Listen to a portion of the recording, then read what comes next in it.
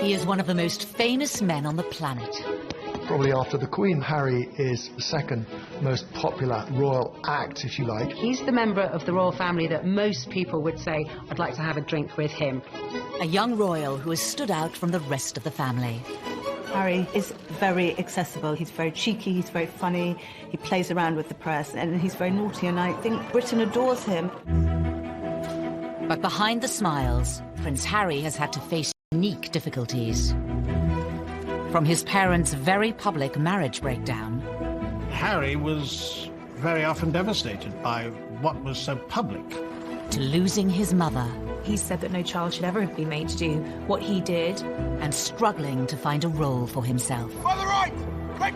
March! Tonight, royal experts and insiders lift the lid on Prince Harry's inner turmoil. If you look back over his life, you can see moments where his troubling side has come to the fore. And we reveal how the problems of his past led him to his present path. Harry blames the media for the death of his mother. He was determined that they wouldn't do for Meghan what they did for Diana. Living a life of privilege, are some of Harry's issues first world problems? Or has he been expected to suffer in silence in an institution famous for keeping a stiff upper lip? I think he's very warm, I think he's very fun-loving, but I think he's also quite troubled, and he's quite open about that. He is quite conflicted when it comes to balancing his private and public life, and really always has been. He said he wants to be ordinary. He can't be ordinary. He is a member of the royal family.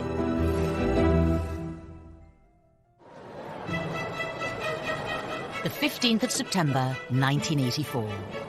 The nation was at fever pitch for the birth of Prince Charles and Princess Diana's second child. Britain loves the birth of a royal baby. Charles and Diana were hugely popular, and everybody wanted to see whether they were going to have a little girl or a little boy. Crowds were gathering outside the hospital, outside the gates of Buckingham Palace, and they wanted to see who was going to be on the tea towel. The guy was christened in this. Looks remarkably well displayed. From the beginning, the spotlight was on the young Prince Harry. For Diana to have another child in fairly swift succession was of course joyous, and then when the child grew up and had ginger hair, and I think even from an early age has been quite cheeky with photographers and seemed to be quite contrasted to William in his temperament, there was of course excitement about him. When it comes to dealing with the press, hung out at the press totally endeared him to the public, because people thought, here is a royal who's not one of the sort of stuffed shirt automatons. Here's a royal who seems to have a lot of personality, even as a little child. Some labelled it as cheeky, some as rude. Those people thought it was delightful. It was quite endearing when he was a young boy, really came to colour the way his views of the press were shaped. Harry's role in the royal family wasn't just a brother for William and another son for Charles and Diana. On paper, Prince Harry's start in life was incredibly privileged, incredibly lucky, but actually in reality, being born as the younger brother of the future King of England is a very difficult position to be born into. Of course, they're known rather unkindly as the spare. I think being the spare to the heir is a role that inherently has problems attached with it. You know, if you look at the heir, if you look at Prince William, his role has always been defined. What he's going to do has always been clearly outlined. Harry, like spares historically in the royal family, has had to find a role for himself. To some, Prince Harry grew up in the shadow of a brother destined for the throne. He was always less than his brother. The late Queen Mother used to invite Prince William over for tea and talk to him about his future, and not invite Prince Harry. The Queen Mother always made sure that Prince William was seated in a prominent seat next to her, and Harry never was. Diana would take the two boys to Highgrove in Gloucestershire. And on this particular occasion, Diana was driving. I was sat in the front, William and Harry in the back. You know, they clearly got off to a bad start because they were both arguing before we even left. Harry out of nowhere just said, William, you know, one day you'll be king. I won't. It doesn't matter. Therefore, I can do what I like. You can take that comment two ways. It can indicate envy, if you like, that William's got this great future as king, but also there's an element of, I'm free. I'm going to be able to choose my own role in life. While the young princes may have been aware of their unequal positions, their parents were determined to raise them the same way. Diana was very conscious that she wanted the palace to treat the boys equally and to give Harry as many opportunities that were afforded to William. You know, Diana was very fair about how she treated them. There were no favourites, as I saw it. Prince Charles shared Diana's concerns about making sure the boys shared things in their early years, but certainly other more senior members of the family would privately say, well, this is nonsense. I mean, William is the future. All our efforts must go into educating William. It was William who the Queen would invite for lessons in kingship, if you like, when he was at Eton and she was at Windsor Castle. But while Charles and Diana tried hard to keep their sons happy, their own relationship faltered. That with regret, the Prince and Princess of Wales have decided to separate. Harry had many problems that many people in the West have all the time in growing up in a broken home, but his broken... He is one of the most famous men on the planet.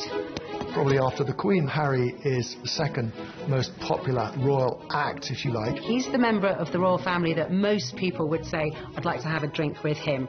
A young royal who has stood out from the rest of the family. Harry is very accessible. He's very cheeky, he's very funny, he plays around with the press, and he's very naughty, and I think Britain adores him. But behind the smiles, Prince Harry has had to face unique difficulties. From his parents' very public marriage breakdown.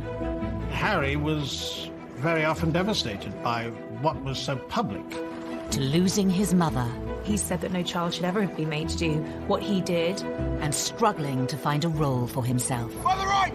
Quick! March! Tonight, royal experts and insiders lift the lid on Prince Harry's inner turmoil. If you look back over his life, you can see moments where his troubling side has come to the fore. And we reveal how the problems of his past led him to his present path. Harry blames the media for the death of his mother. He was determined that they wouldn't do for Meghan what they did for Diana. Living a life of privilege, are some of Harry's issues first world problems? Or has he been expected to suffer in silence in an institution famous for keeping a stiff upper lip? I think he's very warm, I think he's very fun-loving, but I think he's also quite troubled and he's quite open about that. He is quite conflicted when it comes to balancing his private and public life, and really always has been. He said he wants to be ordinary. He can't be ordinary. He is a member of the royal family.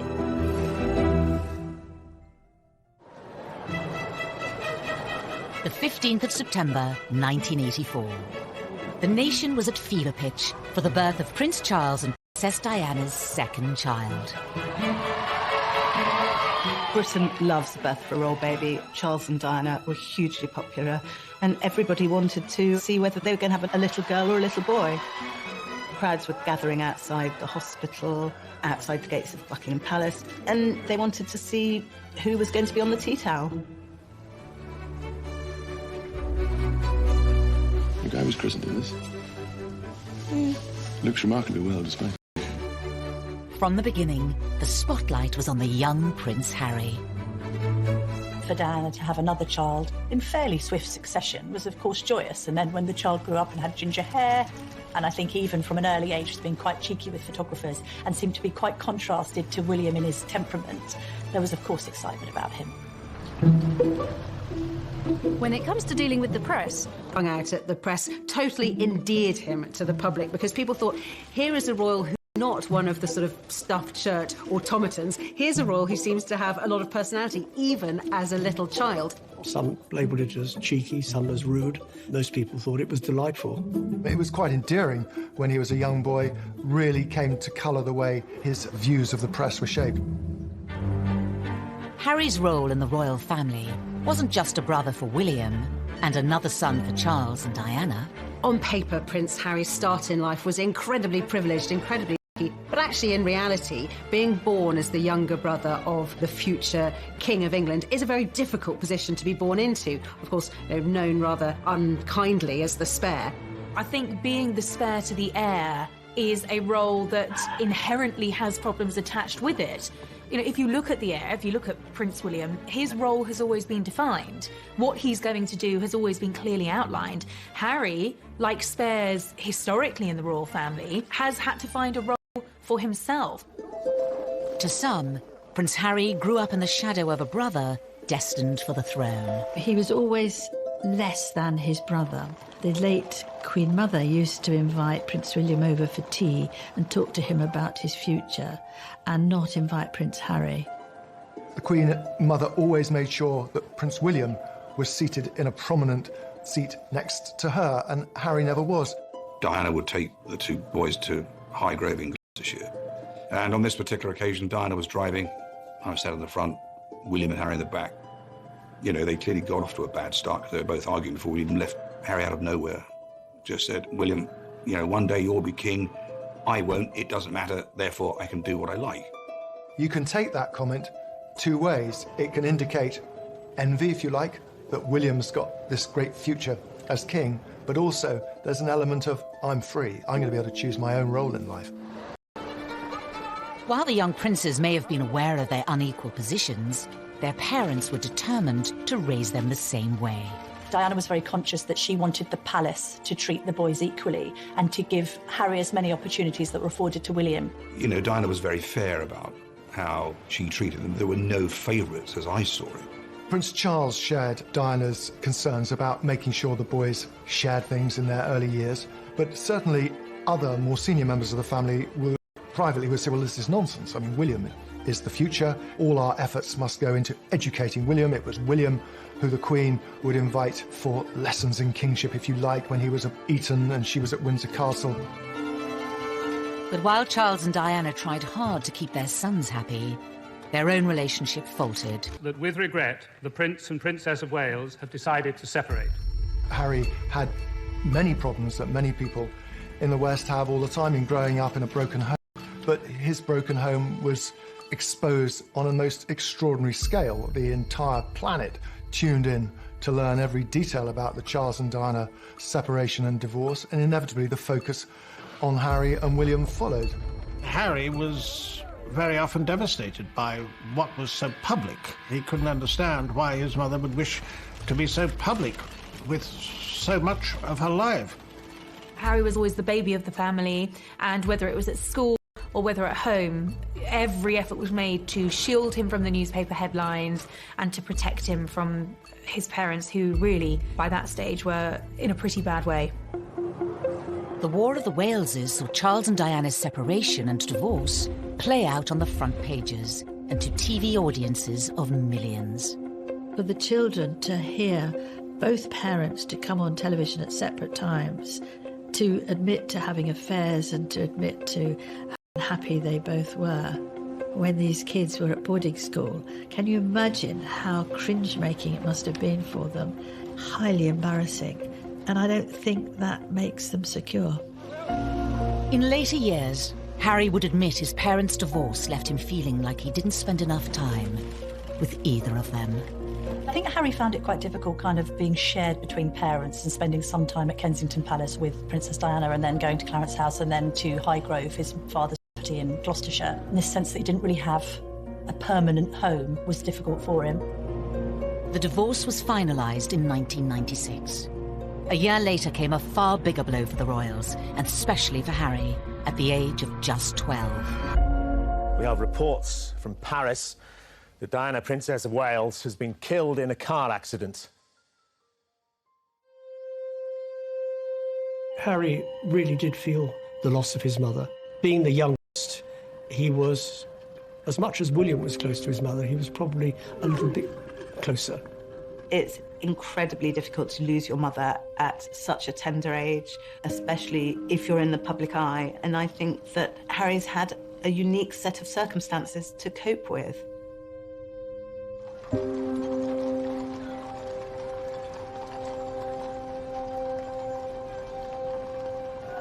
Less than a week after Diana died, her funeral was watched around the world by around 2.5 billion people.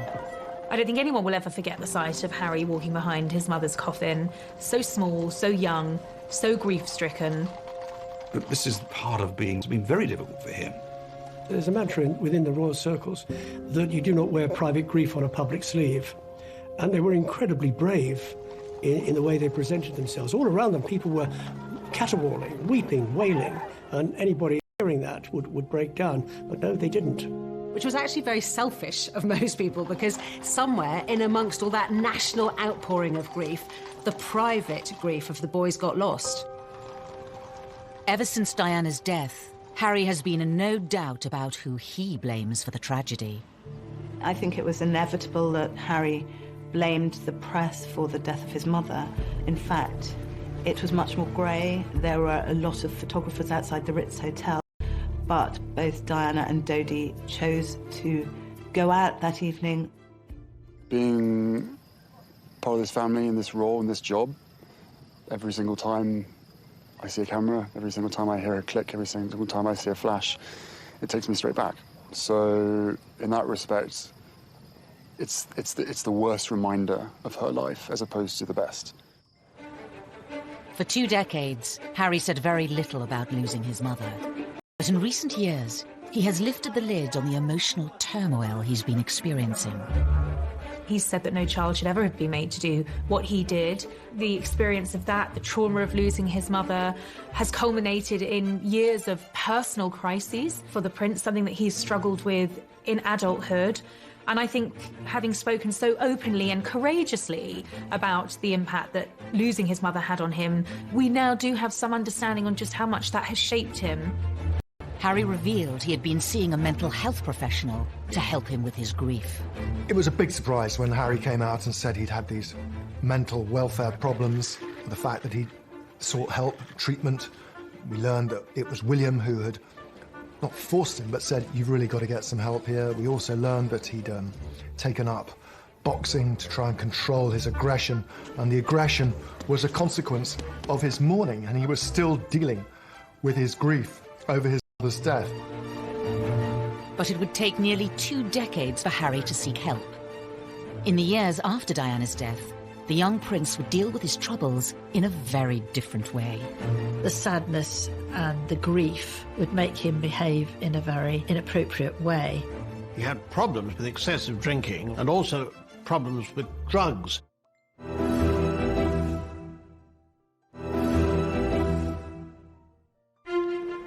By the early 2000s, Prince Harry was privately mourning the loss of his mother. Prince Harry told me that for years he buried his head in the sand, and he did this from quite an early age. But in public, he was gaining a reputation. The party prince, the playboy prince, the hard-drinking prince. The first time I ever met Prince Harry, he was at a nightclub. It was the year of his A-levels. He was meant to be at home revising, and he was at the Kensington Roof Gardens, knocking back vodka shots, smoking Marlboro Lights, surrounded by a group of gorgeous blondes. That was Prince Harry. Harry's wilder side had emerged even before reaching his A-levels. A newspaper had been passed details about Harry drinking, being involved in lock-ins in local pubs, and smoking cannabis on occasions too.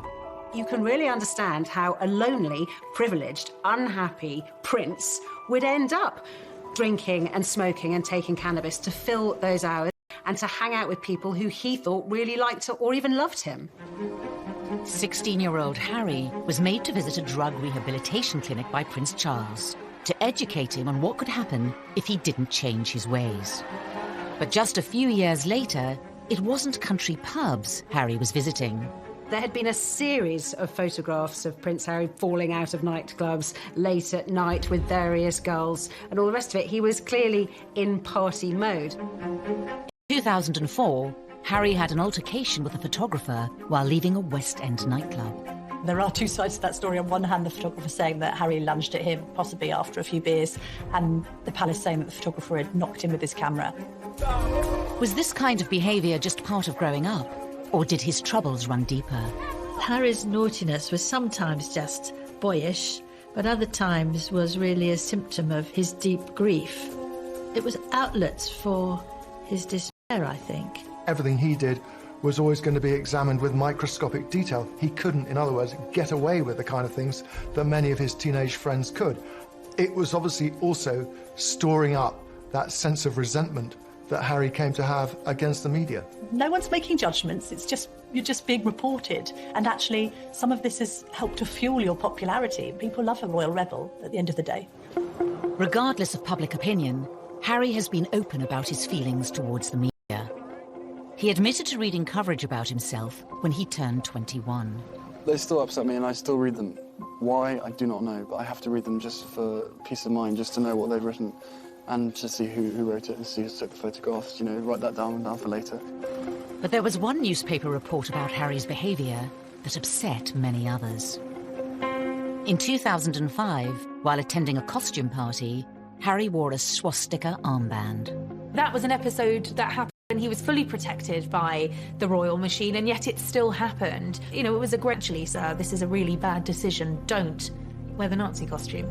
I thought it was actually quite unfair at the time, and I still think it was quite unfair. It was clearly not a political statement. It was clearly a stupid teenager doing a very stupid thing, thinking it was funny. Harry apologised for it. He said it was something that he regretted. It happened on the eve of him joining Sandhurst. The Royal Military Academy, Sandhurst. In May 2005, Harry spent nearly a year here training to be an officer cadet in the army. Something he'd wanted for a long time. One of the things that we saw very much with Harry growing up was the fact that he absolutely adored the military. I remember him as a 5-year-old strutting up and down the road at Kensington Palace in army fatigues. Harry excelled in his training and was commissioned as an army officer in April 2006. I think Harry found purpose in the army. I think he found safety in the army, ironically, because of course it wasn't safe, but I think he found emotional safety in the army. The army allowed Harry to feel normal. That's what he wanted. It's completely normal. It's as normal as it's going to get. I'm one of the guys. I don't get treated any differently. Even though Harry felt normal in the army, the rest of the world couldn't forget he was a royal. And that brought problems. When he was told he couldn't serve on the front line, he was absolutely furious and wanted to be treated like any other soldier. I have decided today that Prince Harry will not deploy as a troop leader with his squadron. There was a U-turn on a decision to deploy Harry to Iraq in 2007 over safety fears. I joined the army unless I thought I was going to. Simple as that. If they said no, you can't go front line, then I wouldn't drag my sorry ass through Sandhurst, and I wouldn't be where I am now, because the last thing I want to do is have my soldiers sent away to Iraq or wherever like that, and for me to be held back home twiddling my thumbs thinking, well, what about David, what about Derek? At that time, everyone else was going to Iraq, and he felt he should too, and it was enormously frustrating for him. Eventually, Harry was allowed to serve in combat zones. In 2008, it was revealed that he had been deployed to Afghanistan. The day he flew out, he was ecstatic, really. He said that being in theatre in Afghanistan, something that most people would find frankly terrifying, was as normal as he was ever going to get, and he loved it for that reason. But his time on active duty was short-lived. A media blackout was imposed on Harry's posting for his protection until an Australian magazine revealed where he was, and he was forced to leave. He'd had his opportunity in Afghanistan cut short. He could see which way the wind was blowing. It was unlikely he'd get another retraining to become a very competent Apache helicopter pilot, and this allowed him to have a second bite at the cherry and to go back out there. On his second deployment, the media were allowed much more access to Harry. Not that he was happy about it. And so what do you think the public perception of Harry is? I don't know, it fluctuates. It depends on what the media want to write, I suppose. I'm out here doing a job and I really enjoy it. I never wanted you guys to be out, but there was an agreement made to invite you out on the deal that the media didn't speculate before my deployment. That's the only reason you guys are out here. Harry may not have wanted the cameras there, but it did give the world a chance to see him in his element. If you speak to anybody in the military, they will always say he was absolutely fantastic. Being dragged away from my guys, I think it was all done. It wasn't done in the wrong way, but it was just.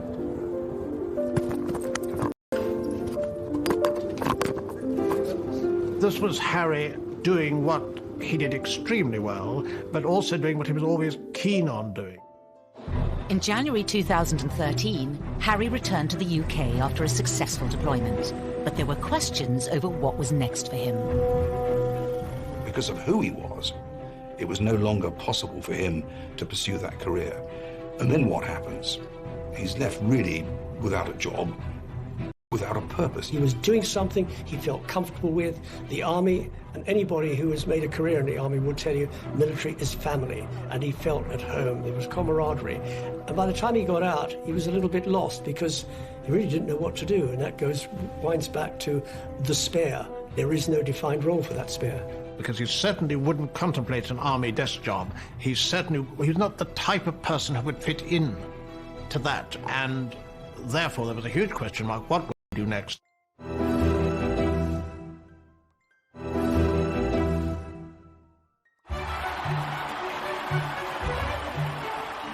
In April 2011, the world watched as the future King of the United Kingdom married his Queen. Best man Prince Harry was by his brother's side as William officially settled down. Roger, before 20 seconds, and I request as low as possible. But in between his army tours, was Harry ready for the same thing? They're still talking to you. Or did he still have some growing up to do? The Americans arrived, all is well in the Empire. It didn't seem then that he was yet quite ready to settle down. Oh, there it is. Yes, Harry was a prince, but he was... 2012 was, of course, Harry let loose in Las Vegas. In a Las Vegas hotel, however, it is most unwise to play strip pool. According to the advertisement, what goes on here stays here. In Harry's case, it certainly didn't. Once again, Harry was front-page news for all the wrong reasons. For some, it was Harry the lovable rogue. The tabloids ran the images of him basically stark naked, covering his crown jewels, I think. There was no wrongdoing there. It was a bit of harmless fun. And what's been interesting about Harry is actually quite a few of these episodes have endeared him to the public even more.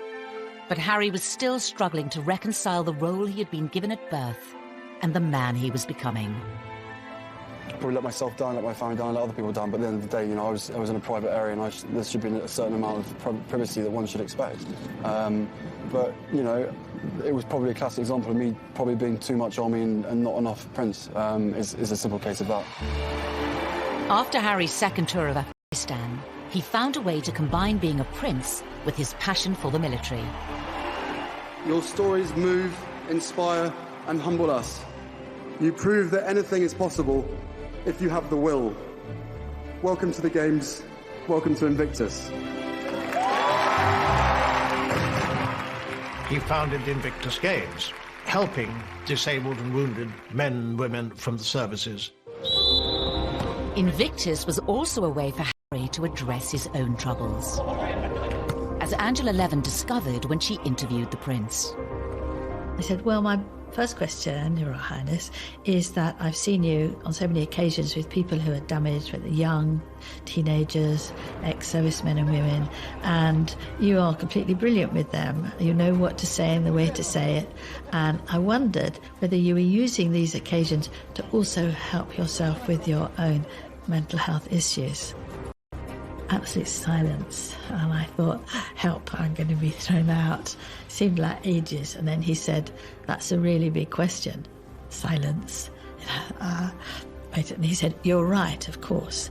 He felt that he was helping others who were probably suffering the same as he was, because those in the Invictus Games, they're also suffering. This was Harry's way, undoubtedly, of continuing links with the military, which he wouldn't do from a desk job, but wanted to do in the wider world, following his mother's footsteps as well for charitable activities. Harry had created an outlet that gave him a purpose and allowed him to help others. But what about his private life? His relationship with his brother was always close. Every year, he is the one person on this earth who I can actually really, you know, we can talk about anything and we understand each other and we give each other support and everything. They were two peas in a pod. They looked out for each other. Brothers, not lovers. Right? There's a difference. For some, Harry gaining a sister-in-law highlighted the need for him to move on and find his own partner. Inevitably, there was sort of a little bit of gentle mockery about him as a sort of the third person in the marriage of William and Kate on this occasion, of course, because they were so close, they did things together. There's an awkwardness to that scenario, a couple trying to carve their own path as newlyweds, and then a prince who's got a great deal to offer, and which takes precedence, and who's more popular when it comes to the press, and how does that work in tandem? So I think there was always friction in that regard with the three of them. Ladies and gentlemen, on behalf of the captain and crew, welcome aboard this flight. We hope you enjoy flying with us. Before takeoff, we would like to encourage all passengers to watch our cabin crew display the safety features of the aircraft. 10, 9, 8, 7, 6, 5, 4, 3, 2, 1, 0.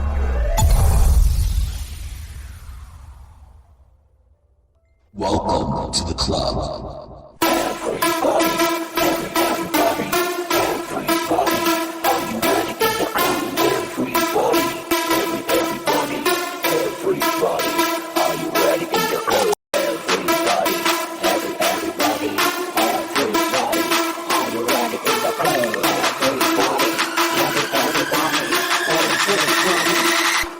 Drop the bass. I think what changed things for Harry was William having his own children, and Harry looking on at Kensington Palace where they were neighbours and thinking that he probably wanted that for himself. It's fantastic to have another addition to the family. I only hope my brother knows how expensive my sitting charges are. It was always inevitable that Harry was going to want to live his own life. Put some effort in. It's the wizard, never the wand. How will you go then? But for Harry, finding a princess of his own would prove difficult. The first love, Chelsea Davy, the girl that he met in South Africa, who he fell head over heels in love with, she had 8 years to look into the goldfish bowl of royalty and to realise absolutely this wasn't the life for her. He lost Chelsea because she didn't like to be in the spotlight. Harry was disappointed, but he was very much younger. Relationship with Cressida Bonus, who was a budding actress. And she, too, didn't like the idea of media intrusion. The media's got a knack of destroying relationships, and she didn't like media intrusion and really didn't want to pursue her acting career, and she walked away. For years, Harry was troubled by his position and the scrutiny that came with it, which would scare women away. It's quite sad when he's one of the world's most eligible bachelors, and at the same time not seeming to be able to find somebody who will take on the job of being in the public eye. There is this sense that they loved him but didn't love the idea of being royal. Meghan Markle entered Harry's life, offering him a genuine chance at happiness. After rumours of a relationship, the pair appeared in public together for the first time in September 2017 at the Invictus Games in Toronto. Meghan was different in many ways. She had a degree of fame and had lived through that herself. She was incredibly accomplished as a public performer, as an actress. It gave her great confidence. She seemed incredibly secure herself, and she was that much older than these girls that had gone before. She'd also, of course, been married, which added an entirely different layer to the relationship. Good grief, you know, Prince Harry is punching above his weight here. There's this amazingly glamorous American actress. When I walked into that room and saw her, and there she was sitting there, I was like, OK, well, I'm going to have to up my game. It was almost as if she was a ready-made royal, and therefore a perfect fit for him. In this strong, striking, confident woman, there was actually someone who was very capable of handling the pressure and the scrutiny of being in the public eye. That was something that neither of his two girlfriends had been willing to take on. But the scrutiny would soon affect Prince Harry and his new girlfriend. He issued an unprecedented statement saying, Meghan Markle has been subject to a wave of abuse and harassment. I did not have any understanding of just what it would be like. I don't think either of us did that. We both said that, even though we knew that it would be. Yeah, I tried to warn you as much as possible, but I think both of us were totally surprised by the reaction after the first 5-6 months when we had to ourselves. You could see that the old thorny issue of Harry's relationship with the press was raising its head again. Quite a lot of the press was very, very charged about her background, headlines like kind of straight out of Compton and all of this kind of thing. There was quite an unpleasant tinge to it. There has been some very negative publicity. Not everything that was troubling Prince Harry was in print or written by journalists. Horrible, horrible stuff on social media, and I'm sure they weren't scrolling through it all the time, but you will see the stuff. You know, they're modern young royals. Of course they're going to be on social media. This time, though, the relationship survived. Harry asked Meghan to marry him. What were we doing? Just roasting chicken and Roasting having... chicken. Trying to roast chicken. Trying to roast the chicken. And it was just an amazing surprise. It was so sweet and natural and very romantic. He got on one knee. Having watched Harry grow up, the public saw this as the moment to put his past behind him. They wanted Harry to be happy. They adored Harry, and they wanted him to be content and find the right person. Well, I think that the country were overwhelmed with happiness for Harry, and it all came back to the little boy at his mother's funeral, and then later his heartbreaking confessions about how upset he'd been and how he'd struggled with demons for years, coming to terms with the grief of the loss of his mother. And then he should find this remarkable young woman who had such a different background from him, whom he was so clearly in love with. But was this the beginning of a fairy tale, or the start of another difficult chapter for the already troubled prince? Things were said and done in the run-up to the wedding that both sides regret, but had caused irreparable damage.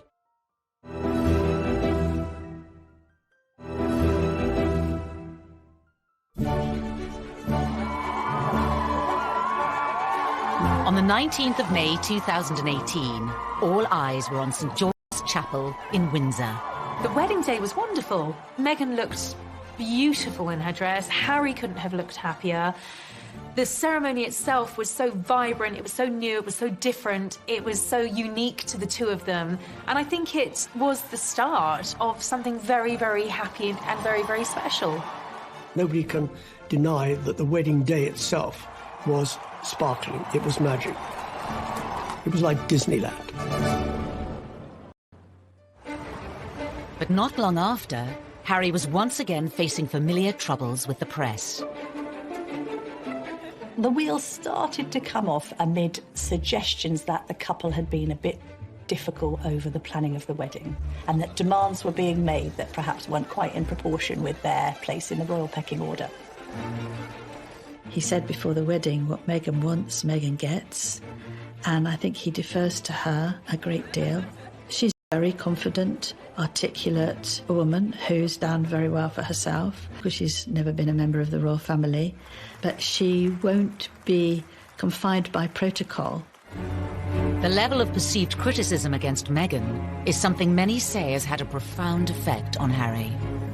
He saw echoes of what had happened with his own mother and thought, I'm going to speak out about it. And I know a lot of the press were very, very angry about this.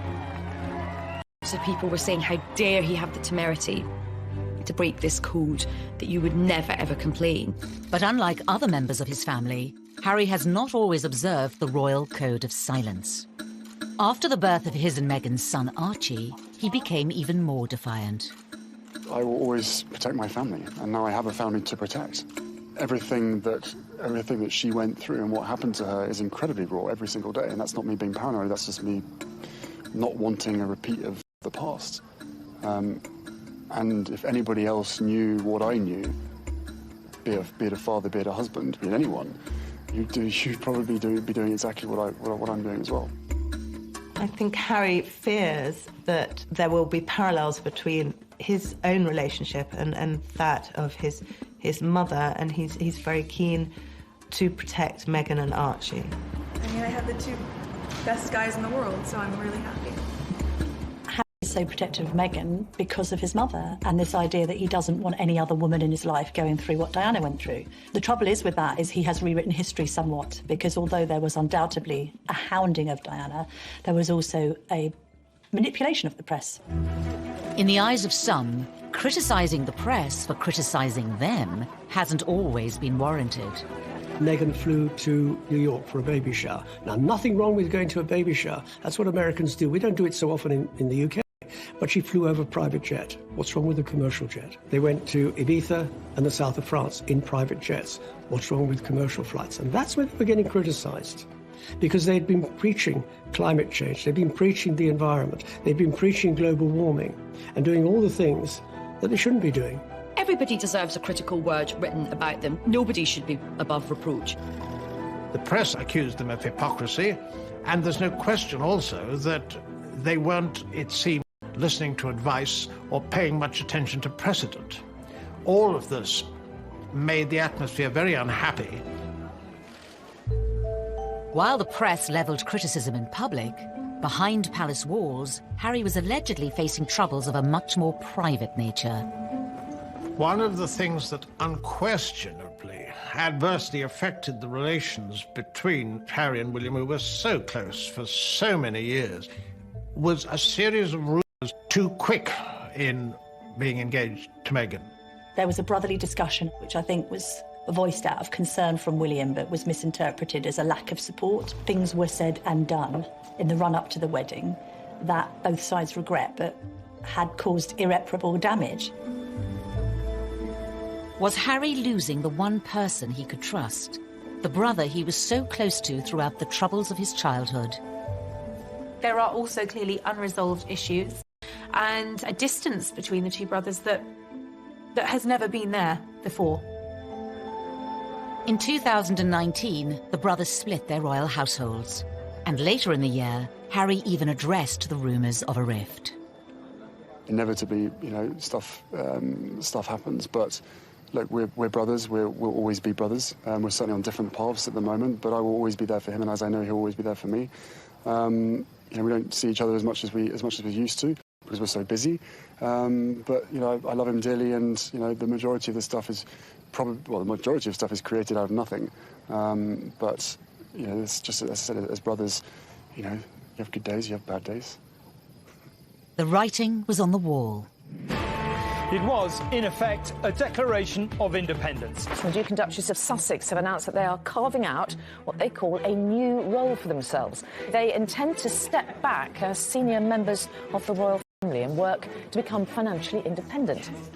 In January of 2020, Harry and Meghan announced they would be stepping down as working royals. Prince Harry and Meghan had been out in Canada over Christmas trying to work out how they wanted to proceed into the future.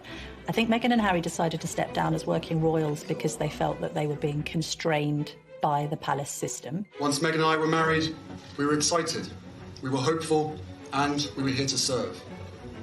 For those reasons, it brings me great sadness that it has come to this. This is unprecedented. It is an abdication in all but name. It's pretty seismic for the House of Windsor. There was a sense of being hurried about it, and I don't think the Queen, for one, was quite ready for it to come out as it did. After negotiations with the Queen, it was decided Harry and Meghan would lose the title Royal Highness. They would no longer receive royal funds. The official departure date was set for the end of March. But it seemed Prince Harry was keen for the new chapter of his life to begin. Before giving a speech in Edinburgh, Ayesha Hazarika was the first person to introduce the new, titleless Harry to the world. I met him, and what happened was I was going into the room and I was very unsure about what to call him. I mean, his advisor just said, look, just call him Harry. Just call him Harry. Please give a big, warm Scottish welcome to Harry. I turned him from a prince into a commoner. I have that effect on people. But it was actually very fitting because this was him ending one period of his life and beginning a new period. Harry and Meghan's final royal engagement was in early March, and for some it seemed the prince's troubles were still on display. To use common parlance, the Commonwealth Day service was #orcs. There was quite a lot of tension there. There was some interesting body language with both of the brothers studiously examining their programmes and not really talking at all. Meanwhile, Meghan's there with a megawatt smile, trying to make the best of things. The lack of warmth between them was, well, yeah, I mean, from having seen them so close for so many years, it was quite startling. The couple plan to split their time between Canada and the UK. Whether that will solve Harry's troubles remains unclear.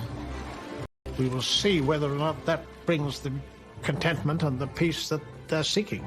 He knows in his heart what he wants to be. He said he wants to be ordinary to me. He can't be ordinary. He is a member of the royal family. Wherever he goes, he will be known as a member of the royal family.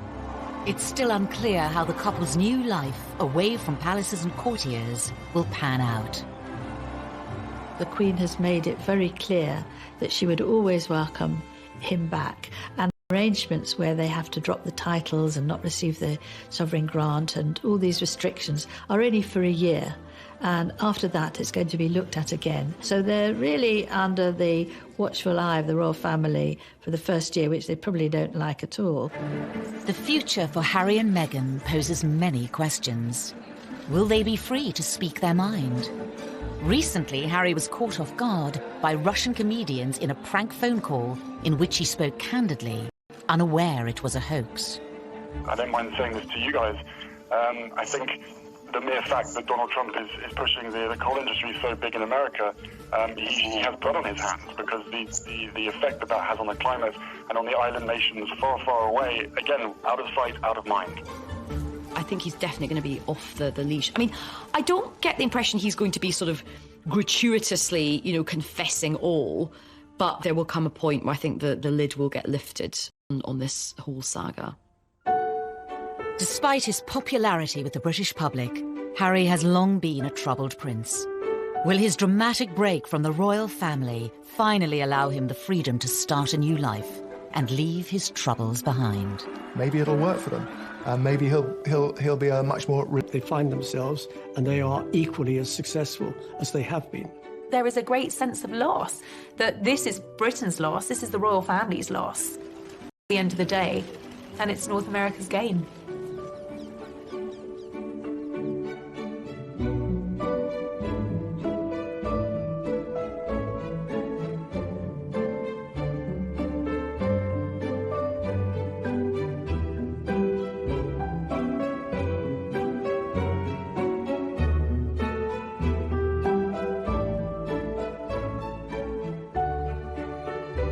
The young princes may have been aware of their unequal positions.